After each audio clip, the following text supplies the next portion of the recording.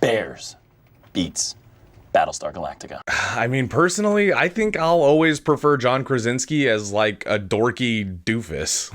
Hi, I know what you're thinking, and the answer is yes, I did audition for the role of Kevin in The Office and didn't get it. Whether or not I'm still bitter about that is irrelevant, but today we are going to be taking a look at one of the greatest American remakes of a British TV show ever.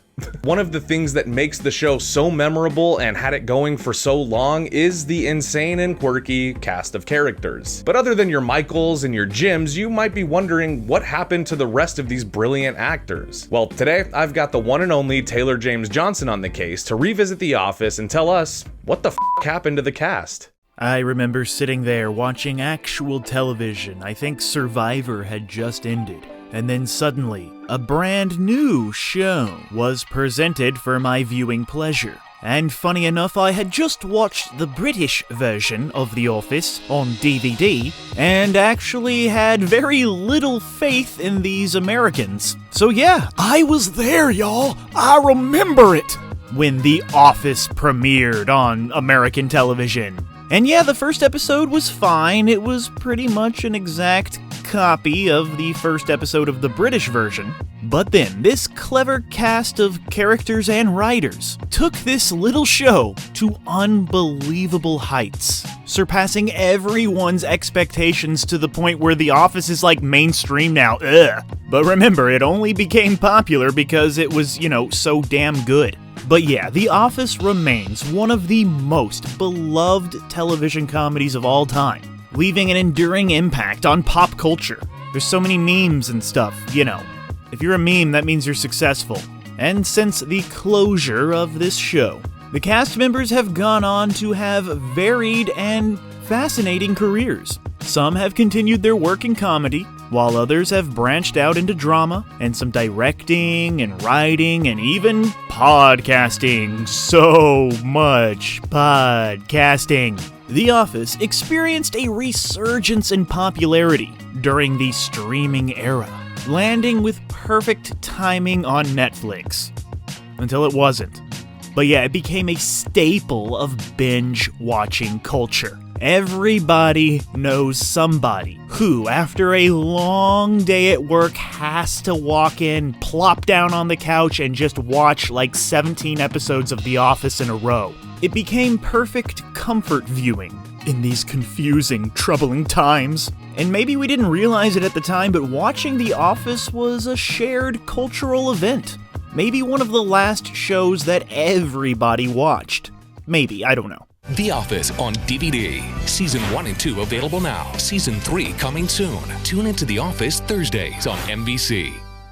This accessibility introduced the show to a new generation of fans, who both loved it and were triggered by it, because it's just so politically incorrectly hilarious. But yeah, thanks to the cast and the crew, we got to laugh, we got to cry, and we got to embrace our inner truth because of a fake documentary.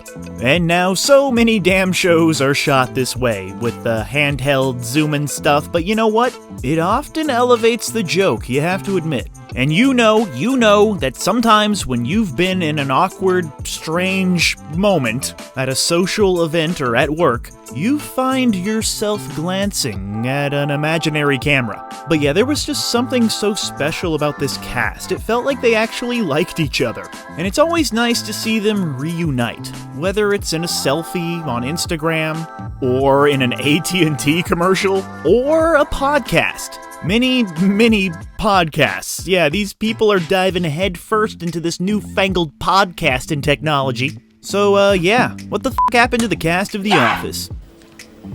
Who else has seen this filth? You know what I'm talking about? Who else has seen this filth?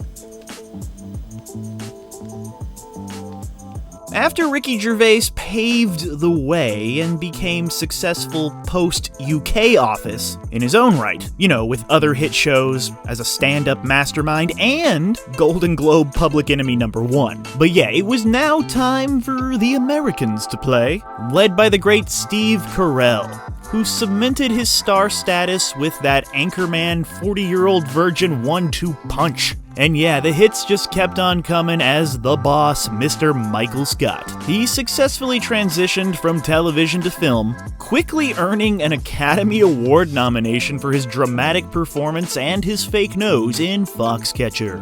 While he has continued to work in both comedic and dramatic roles, his career now includes producing, and they recently made a 4th Despicable Me movie. So yeah, let's see what Steve Carell's co-star minions are up to. What is going on? What are you doing? John Krasinski, the beloved audience proxy Jim, has had one of the most impressive post-office careers. Post-office, huh? Evolving from a sitcom actor to leading man and director. He found massive success directing A Quiet Place and its sequel. And he's a damn good director, y'all. He also took on the role of Jack Ryan in Amazon's Jack Ryan series, including a fun fan-casted cameo as Mr. Fantastic in Doctor Strange and the Multiverse of Madness. That's a Marvel movie. He recently showed us that he has range as a director with the movie If, and he will be working with Guy Ritchie in Fountain of Youth.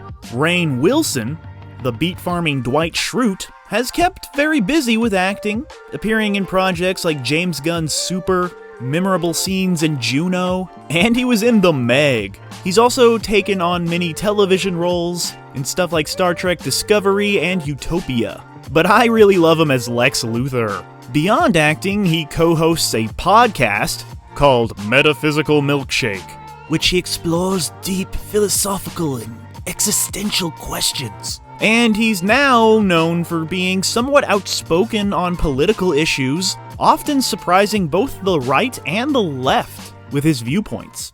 Jenna Fisher played Pam and has continued acting in both film and television, and is also known for co-hosting the Office Ladies podcast with Angela Kinsey, where they both provide behind-the-scenes insights into the show. And Jenna Fisher was absolutely hilarious in Walk Hard, which made me wish that she was in more movies, but whatever. Apparently she's in that Mean Girls musical. Mindy Kaling, who played Kelly, was a primary writer on the show, and has become one of the most successful alumni from The Office, creating and starring in The Mindy Project, and later serving as a writer and producer on shows like Never Have I Ever and The Sex Lives of College Girls. Then she went and did that whole Velma fiasco, which I'm sure she'll bounce back from that soon. BJ Novak, who played the Temp, Ryan Howard, and was also a major creative force behind the scenes, has continued writing and directing, recently releasing the film Vengeance. He is also an accomplished author, and he randomly popped up in Inglourious Bastards for some reason. And rumor has it he's dating that funny girl from TikTok.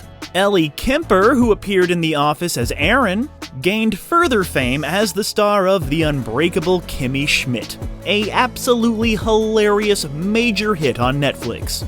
And she was great in her turn in Bridesmaids, and right now it seems like she's mostly focusing on her voice acting career, which is very prolific. She too has a podcast. Actually, you know what? Just assume all of these people from here on out have a podcast. Ed Helms played Andy, and he found significant success starring in the Hangover trilogy, and has remained active in both films and television, with movies like Vacation, Cedar Rapids, and Tag. This included creating the short-lived Peacock sitcom Rutherford Falls. Brian Baumgartner played Kevin. He has continued to act, and he, launched a podcast, mini podcast actually. One's called The Oral History of The Office, which of course provides behind-the-scenes insights into the show. And this guy is hugely popular on that Cameo app. I think the first year he did it, he made like $1 million just saying hello to his fans.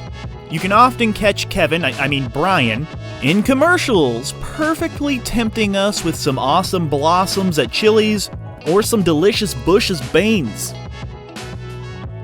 Craig Robinson appeared as Daryl. He found great success in Brooklyn Nine-Nine, Hot Tub Time Machine, and his own sitcom Killing It. So yeah, he's killing it. and I really liked him in This Is the End. And no, he's not Michelle Obama's brother. It's a different Craig Robinson. Kate Flannery, who played Meredith Palmer on the show, seems to enjoy her post-office days. She always seems to love chatting about all things Meredith on podcasts and conventions and stuff like that. She has taken on various acting roles and has competed on Dancing with the Stars and was the starfish on The Masked Singer. Miss Phyllis Smith, who played Phyllis Vance on the show, was absolutely perfect on The Office, and she was absolutely perfect voicing sadness in Pixar's Inside Out. She also appeared on Netflix's The OA. Mr. Creed Bratton, who played Creed on the show, has since continued his acting career in smaller roles in TV, film, and video games. And oh yeah, music too. Yeah, the dude is a legit rock star, y'all.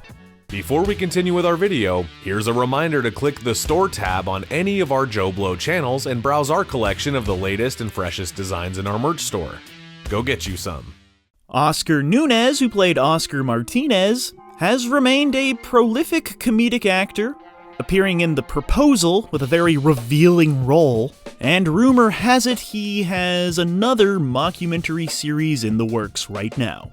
Rashida Jones played Karen, and she went on to co-create and star in Angie Tribeca. She also had a significant role on Parks and Recreation, one of the most successful mockumentary-style sitcoms that came in the same vein as The Office. Miss Jones starred in a few movies like I Love You Man and directed Quincy, the Netflix documentary about her father, the legendary Quincy Jones. And recently she was in a very excellent episode of Black Mirror. And for some reason, according to Time magazine, she is one of the most 100 influential people this year. So, you go girl. Leslie David Baker, who played Stanley, has taken on various acting roles, including a Cheerios commercial, alongside his co-worker, Phyllis. Just look at those two eating Cheerios. It's just so lovely. Makes me hungry. I don't even like Cheerios.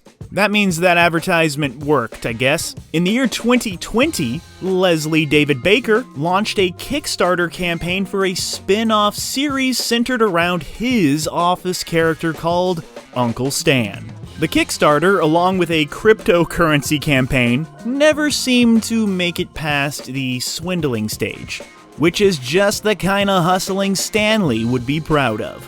Okay, now let's talk about actor, writer, producer Paul Lieberstein, aka Toby. No, God! Okay, I guess we're not gonna talk about No, him, but he's God, still please, doing. No! He's working. No! Okay, fine, never No! mind. The Office wasn't just a funny, relatable workplace comedy. No, it was a launching pad for its cast.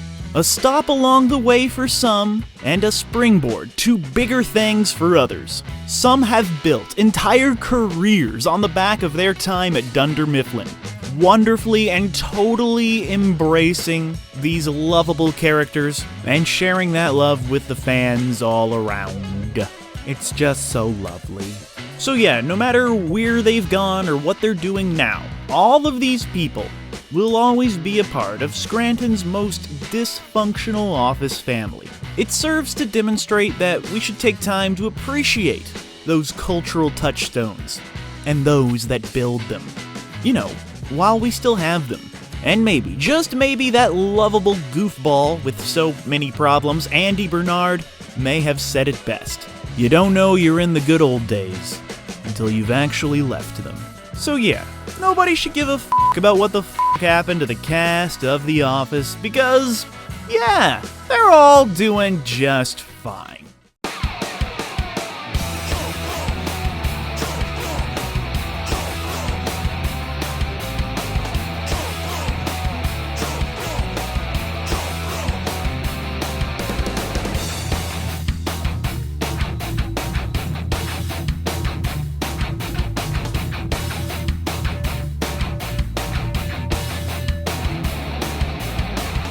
Thank you for clicking on our video, everybody. If you like what you saw here, please make sure you like the video and subscribe and share with your friends who like this sort of content. JoBlo was created by movie fans for movie fans, and we appreciate your support.